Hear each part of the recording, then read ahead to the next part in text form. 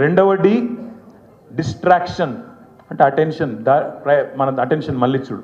మూడవ D destruction, విధ్వంసం. ఈ మూడు జరుగుతున్నాయి. డిసెప్షన్ అంటే ఏంది?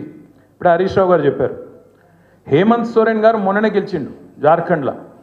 కానీ నిజాయితీ గల నాయకుడు కాబట్టి, నిజాయితీ గల బిడ్డ కాబట్టి, జార్ఖండ్ రాష్ట్ర ఏర్పాటు కోసం వాళ్ళ నాన్నగారు శిబు సోరెన్తో పాటు కొట్లాడిన బిడ్డ కాబట్టి, ఆ ప్రజల మీద ప్రేమ ఉంది కాబట్టి, ఆ రాష్ట్రం మీద ప్రేమ ఉంది కాబట్టి, నిజాయితీ ఉన్న ఒక గిరిజన బిడ్డ కాబట్టి, ఇచ్చిన మాట నిలబెట్టుకోవాలనే సోయున్నోడు కాబట్టి వెంటనే 2500 ఇస్తాడు మొదటి నెల నుంచి. అది నిజాయితీ. అదే మరి రేవంత్ రెడ్డి ప్రభుత్వం ఏం చేస్తున్నది? మీరు చూడండి ఎంత దారుణం అంటే, మోసం ఎట్లుంటుందంటే, ఒకటేమో 6 గ్యారంటీలు, అఫిడవిట్లు, దేవుళ్ళ మీద ఒట్లు, అవన్నీ మీకు తెలుసు. నేను చెప్పా, నిన్న చూసిన నేను టీవీలో, జాతీయ టీవీలో ఆజ్ తక్ అనే టీవీ, కాంగ్రెస్ యొక్క అధికార ప్రతినిధి ఆమె ఉంటుంది, పెద్ద మనిషి ఒక ఆమె, సుప్రియానో శ్రీప్రియానో, ఆమె చెప్తున్నది నిన్న, జాతీయ మీడియాలో కాంగ్రెస్లో మోసం ఎట్లుంటుందో చెప్తుంది. మరి మీరు మళ్ళా ఢిల్లీలో మాటిస్తుండ్రు, మహిళలకు ఏదో ప్యారీ బెహనా స్కీమ్ అని పెడుతుండ్రు, నెలకు 2500 ఇస్తామంటుండ్రు, ఎక్కడన్నా ఇచ్చిండ్రా ఇది వరకు అని అడిగింది ఆమె. అడిగితే ఆమె ఏమంటది ఎరికేనా?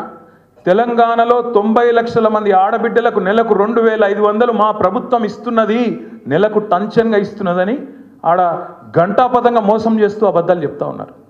మరి ఇంతకంటే మోసం, ఇంతకంటే దగ ఉంటుందా? అంటే ఇక్కడ ఇయ్యనిది ఇచ్చినట్టు, ఉన్నది లేనట్టు, ఏదో ఒక ఊహాజనితమైన మోసపూరితమైన ప్రపంచ నిర్మాణం చేయడం. ఇక రెండవది విధ్వంసం. నిజంగా మనకున్న ఇబ్బంది ఏ పాటి ఇబ్బంది? ఇక్కడ హైదరాబాదితులు వచ్చి ఇల్లు కోల్పోతుంటే ఏడ్చిలు చూడు, వాళ్ళ ఇబ్బంది ముందు మనది ఏమి ఇబ్బంది? ఇవాళ లగచర్లలో రైతులు భూములు ఇవ్వకపోతే తీసుకుపోయి 40 రోజులు గిరిజన రైతులను జైల్లో పెట్టిన చూడు, వాళ్ళ ఇబ్బంది ముందు మనది ఏమి ఇబ్బంది? కాబట్టి ఇవాళ ఈ ప్లాట్ఫామ్లో మన పార్టీ 25వ సంవత్సరంలో అడుగు పెడుతున్న ఈ సంవత్సరంలో మనకి ఇదేం పెద్ద ఇబ్బంది కాదు. కేసులు అనేది అసలు ఇష్యూయే కాదు.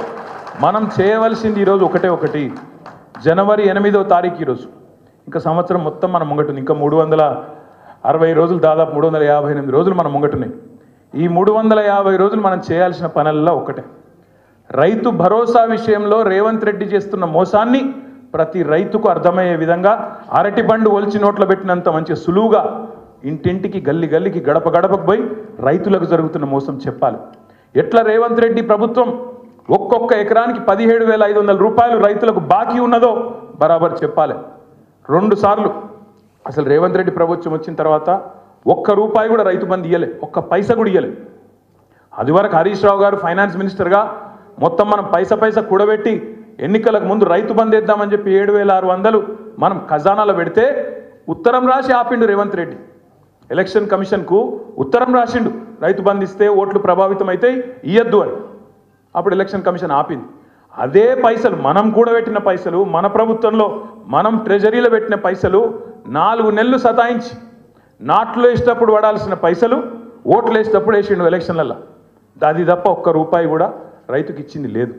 ఇక రుణమాఫీ విషయం మీకు తెలుసు. రుణమాఫీ అంత మోసం. ప్రతి దేవుని మీద ఒట్లు పెట్టిండు, కనబడ్డ దేవుళ్ళందరి మీద ఒట్లు పెట్టిండు, కానీ ఇంతవరకు రుణమాఫీ కాలే. మొన్న అసెంబ్లీలో అడిగిన నేను, పోదాంపా మరి మీకు కొండారెడ్డిపల్లె పోదామా, కొడంగల్ పోదామా, ఒక్క దగ్గరనన్న 100% రుణమాఫీ అయిందని చెప్పి రైతులు చెప్తే రాజకీయ సన్యాసం తీసుకొని రాజీనామా చేసి ఆడికెళ్ళి పోతామని చెప్పినాం.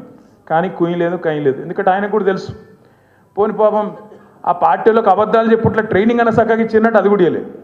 ఒక ఎమ్మెల్యే లేచిండు పెద్దపల్లి, ఆయన లేచి మీరు రాండ్రి ఇప్పుడే పోదాం, మా పెద్దపల్లిలో 60% 70% అయిందని చెప్పిండు. మేము చెప్పింది గదేరా నాయన, మొత్తం కాలేదు, ఇదేమేం చెప్పింది మీ ముఖ్యమంత్రి 100 అంటుడు, నువ్వు 60 అంటూ నువ్వు కింద పోతే చారాన కాలే, సిగ్గు లేకుండా మాట్లాడుతుండే మళ్ళీ సపరేట్గా నోరు మూసుకొని కూర్చున్నారు. ఇక ఈ మోసం చెప్పాలి. రుణమాఫీ ఏమైంది, రైతు భరోసా ఏమైంది, కౌలు రైతులను కలవరిచ్చిండప్పుడు.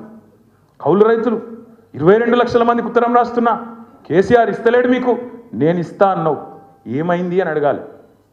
ఇది మర్చిపోని కేసు. ఈ కేసు నేను కొట్లాడతా, మనకు మంచి లాయర్లు ఉన్నారు, జోర్దార్ లీగల్ సెల్ ఉన్నది, ఆ కేసు సంగతి మేము చూసుకుంటాం. మీరు దాని గురించి మర్చిపోండి, దాని గురించి ఆందోళన చేయాల్సిన అవసరమో బాధపడాల్సిన అవసరమో లేనే లేదు. మీరు చేయవలసింది, మనం చేయవలసింది బీఆర్ఎస్ పార్టీగా తెలంగాణ ప్రజలకు ఒక రక్షణ కవచంలాగా నిలబడి ఈ సంవత్సరం మొత్తం ఈ మోసపూరిత కాంగ్రెస్ ప్రభుత్వం యొక్క భరతం పట్టే విధంగా ముందుకు పోదాం. కౌలు రైతుల గురించి మాట్లాడదాం, రైతు కూలీల గురించి మాట్లాడదాం, రైతన్నలకు జరుగుతున్న మోసం రైతు భరోసా విషయంలో 15,000 అని చెప్పి వరంగల్లో రైతు